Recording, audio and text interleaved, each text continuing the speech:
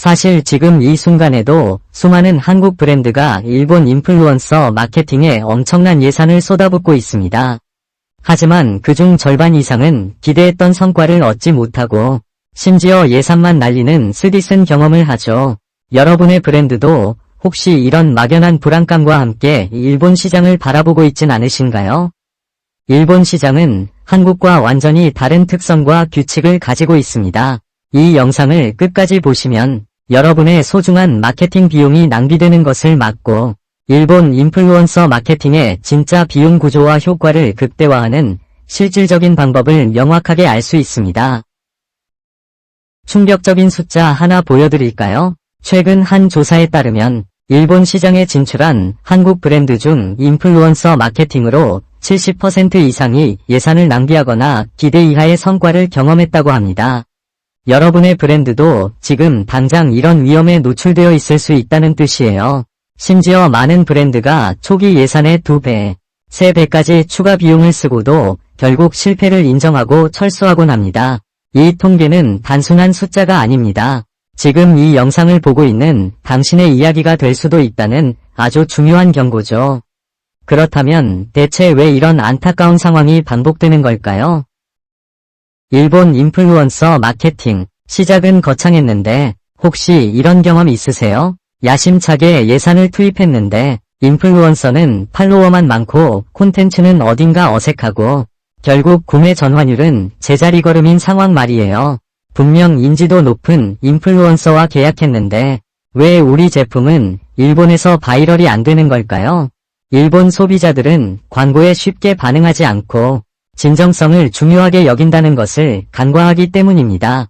여러분만 겪는 문제가 아닙니다. 수많은 한국 마케터들이 일본 시장에서 동일한 고민에 빠집니다. 왜 이런 현상이 발생하는지 그 근본적인 원인을 지금부터 함께 파헤쳐 보겠습니다. 그럼 대체 왜 이런 상황이 반복되는 걸까요? 일본에서 한국 브랜드가 인플루언서 마케팅으로 돈을 날리는 패턴은 의외로 단순하고 명확합니다. 첫째, 한국식 접근을 고집해요. 한국에서 성공했던 인플루언서 선정 방식이나 콘텐츠 기획을 그대로 일본에 적용하죠. 둘째, 이는 자연스럽게 현지 문화 무시로 이어집니다. 일본 소비자는 광고에 대한 거부감이 강하고 진정성을 중요하게 생각하는데 이런 미묘한 차이를 간과하는 겁니다. 결과적으로 소비자 외면을 받게 되고 아무리 많은 돈을 써도 마케팅 효과는 0에 수렴하게 됩니다. 이런 악순환을 끊기 위해 우리는 무엇을 바꿔야 할까요? 다음 슬라이드에서 일본 인플루언서 마케팅의 숨겨진 비용 실체를 먼저 들여다볼게요. 이제 가장 중요한 질문입니다. 일본 인플루언서 마케팅, 진짜 비용은 얼마일까요? 단순히 인플루언서 출연료만 생각하면 큰 오산입니다. 일본은 한국보다 대행사 수수료 비중이 높고 인플루언서가 만든 콘텐츠 사용권에 대한 개념이 훨씬 엄격해서 추가 비용이 발생하기 쉬워요. 예를 들어 인플루언서가 만든 콘텐츠를 TV 광고나 다른 SNS 채널에 재사용하려면 별도의 라이선스 비용을 지불해야 합니다. 또 콘텐츠의 퀄리티를 높이고 싶다면 전문 제작팀 투입에 따른 추가 제작비가 들어가고요. 이런 숨겨진 비용들을 제대로 파악하고 협상하지 못하면 여러분의 마케팅 예산은 순식간에 동이 날 겁니다. 그럼 어떻게 하면 이런 비용 함정을 피하고 효과적으로 예산을 운용할 수 있을까요? 다음은 그 첫걸음입니다. 숨겨진 비용을 파악했다면 이제 가장 핵심적인 성공 전략, 바로 현지화된 인플루언서 선정법입니다. 단순히 팔로워 수가 많은 인플루언서만 쫓는 건 매우 위험천만한 일이에요. 일본 소비자는 특히 진정성 있는 관계 형성을 중요하게 생각합니다. 특정 지역에 밀착되어 활동하고 자신의 콘텐츠를 통해 실제로 브랜드를 사랑하는 모습을 보여줄 수 있는 인플루언서를 찾아야 해요. 예를 들어 삿포로에서만 활동하는 인플루언서가 삿포로 특산물을 소개하는 것처럼 브랜드의 특징과 인플루언서의 개성을 잘 연결해야 합니다. 인플루언서의 이전 캠페인 데이터를 분석해서 실제 구매 전환율이 높았는지도 면밀히 살펴봐야 합니다. 이런 디테일한 접근이 결국 여러분의 마케팅 ROI를 결정짓는 핵심이 될 겁니다. 그렇다면 선정된 인플루언서와는 어떻게 비용을 협상하고 성과를 측정해야 할까요? 인플루언서 선정만큼 중요한 것이 바로 ROI를 극대화하는 비용 협상과 관리입니다. 일본 인플루언서 마케팅에서는 명확한 선과 지표를 사전에 합의하는 것이 필수예요. 단순히 조회수가 아닌 실제 구매 전환율이나 웹사이트 클릭률 같은 구체적인 지표로 성과를 측정해야 합니다.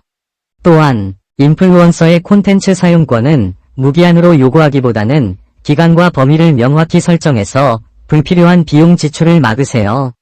초기 계약금은 최소화하고 캠페인 성과에 따른 인센티브 제도를 도입하는 것도 좋은 전략입니다. 실제로 한국 뷰티 브랜드 K글로우는 이 전략으로 인플루언서 마케팅 효율을 2배 이상 높이며 성공적으로 시장에 안착했습니다.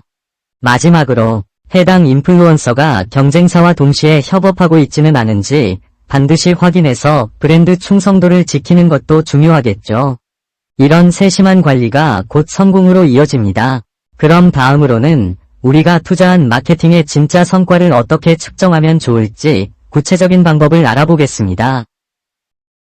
이제 우리가 들인 돈이 헛되지 않았는지 그 성과를 어떻게 측정해야 할까요? 단순히 좋아요나 댓글 수만으로는 결코 충분하지 않습니다. 첫째, 고유 추적 링크를 반드시 활용해서 인플루언서 콘텐츠를 통한 실제 웹사이트 유입 경로와 구매 전환율을 정확히 분석해야 해요. 둘째, 캠페인이 의도한 타깃층에 얼마나 효과적으로 도달했는지 콘텐츠 도달률을 면밀히 살펴보세요. 셋째, 댓글이나 DM에서 제품에 대한 진정성 있는 질문이나 반응이 얼마나 나왔는지 참여도 분석이 중요합니다. 마지막으로 캠페인 전후로 일본 내에서 우리 브랜드의 검색량 변화를 파악해서 전반적인 관심도 상승을 확인해야 합니다. 이러한 구체적인 지표들을 통해 인플루언서 마케팅의 진짜 ROI를 계산할 수 있습니다. 하지만 이 모든 것보다 중요한, 반드시 피해야 할 함정이 있습니다. 다음 슬라이드에서 마지막으로 중요한 경고를 전해드릴게요. 마지막으로 중요한 걸 알려드릴게요. 이걸 모르고 행동하면 여러분의 모든 노력이 수포로 돌아갈 수 있습니다. 일본에서는 명확한 광고 표기, 즉 PR이나 광고임을 밝히는 것이 한국보다 훨씬 중요합니다. 이를 위반하면 소비자의 신뢰를 잃는 것은 물론 법적 문제로 이어질 수도 있어요. 두 번째로, 한국처럼 노골적인 과도한 PPL은 일본 소비자에게 강한 반감을 줄 수 있으니 반드시 피해야 합니다. 자연스럽게 제품을 콘텐츠에 녹여내는 방식이 일본에서는 훨씬 효과적입니다. 또한 가짜 팔로워나 조작된 인게이지먼트를 가진 인플루언서와 계약하지 않도록 철저히 검증해야 해요.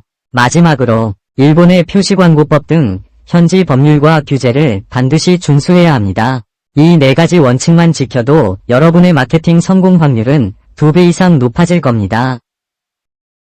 여기까지 긴 영상 봐주신 여러분께 진심으로 감사드립니다. 오늘 배운 일본 인플루언서 마케팅 전략과 주의점을 지금 당장 여러분의 비즈니스에 적용해보세요. 3개월 뒤 분명 놀라운 변화를 경험하실 겁니다. J마켓 AVI는 여러분의 성공적인 일본 시장 진출을 항상 응원합니다. 이 영상이 유익했다면 좋아요와 구독, 그리고 알림 설정까지 꼭 부탁드립니다.